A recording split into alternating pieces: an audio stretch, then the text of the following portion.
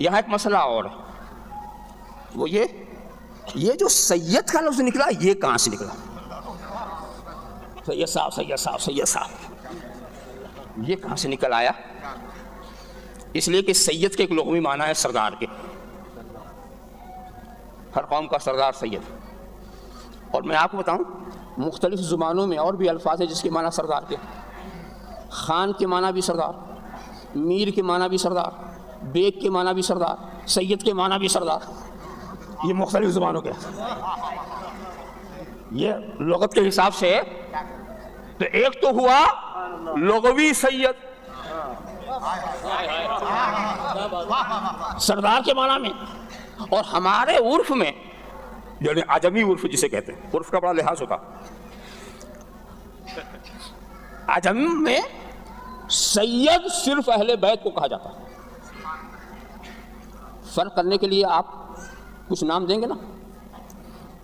حضرت اسماعیل کی اولاد میں بہت سارے قبیلے تھے، مختلف ناموں سے پہچانے گئے. اس میں ایک قبیلے کنانا، قبیلے کنانا میں بہت سے خاندان تھے، مختلف ناموں سے پہچانے گئے. اس میں ایک قریش، قریش میں مختلف خاندان تھے،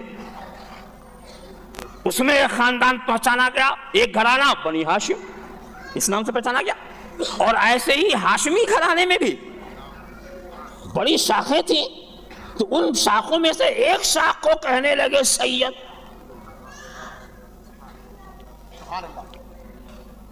ایک شاخ اسی ہاشمی خاندان کی ایک شاخ نے اپنے کو کہنا شروع کیا عباسی، اسی ہاشمی خاندان کی ایک شاخ نے اپنے کو کہنا شروع کیا علوی، اور اسی ہاشمی خاندان کا ایک خاندان ماں کی طرف نسبت کر کے بولنا ادب نظر نہیں آیا وہ سید.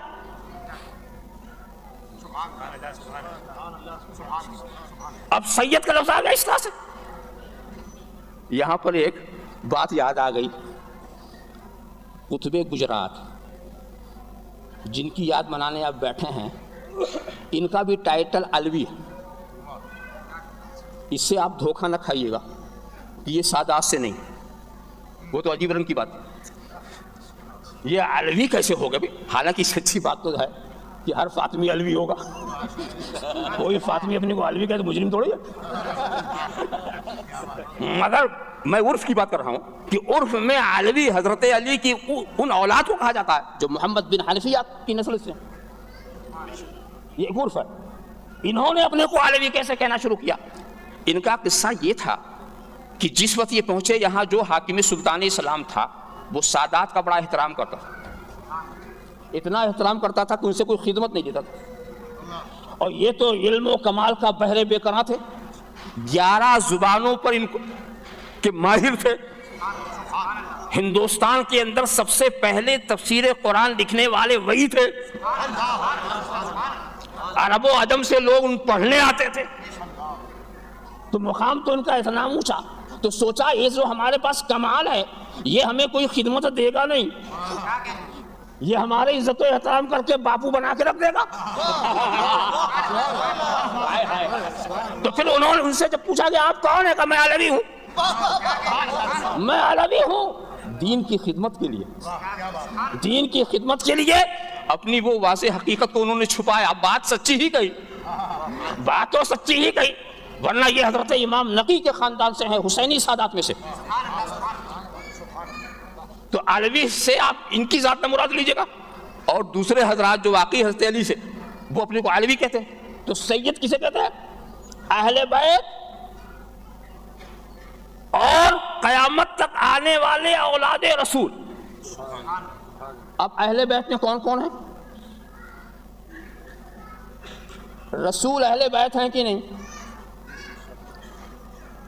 امام حسن امام حسین یہ اہل بیت، حضرت فاطمہ یہ بھی اہل بیت، علی مرتضیٰ یہ بھی اہل بیت، اور ہر اہل بیت سید.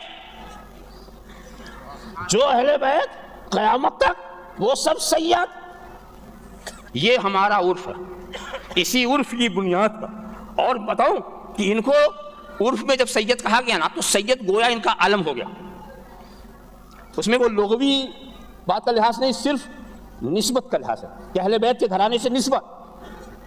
تو یہ سید، میں اس لیے اس پہ اصرار کر رہا ہوں کہ اس پرآشوب دور میں لوگ اپنے جی سے سید کی تعریف کرتے ہیں اور پھر جس کو چاہتے ہیں سیادت سے باہر کر دیتے.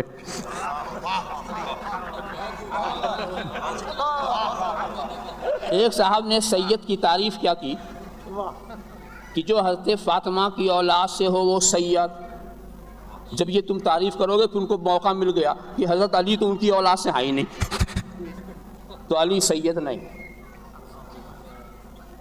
اور پھر ہمارے ہندوستان میں ایک بلا اور بھی آ گئی ابھی تو حضرت علی کے تعلق سے.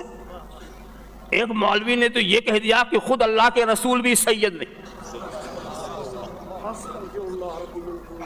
اور جب اس مولوی سے پوچھا گیا کیا بات کی تم نے، تو کہا دیکھو سید کا بیٹا سید ہوتا. دلیل دیکھیے، سید کا بیٹا سید ہوتا. تو حضرت عبداللہ کہاں سید تھے جو سید یہ.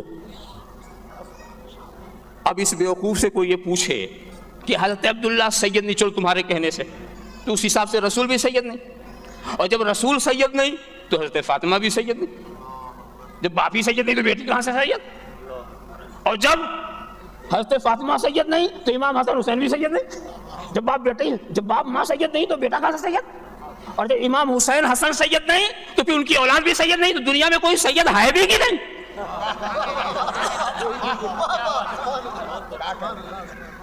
بدتمیزی کی انتہا کر دی.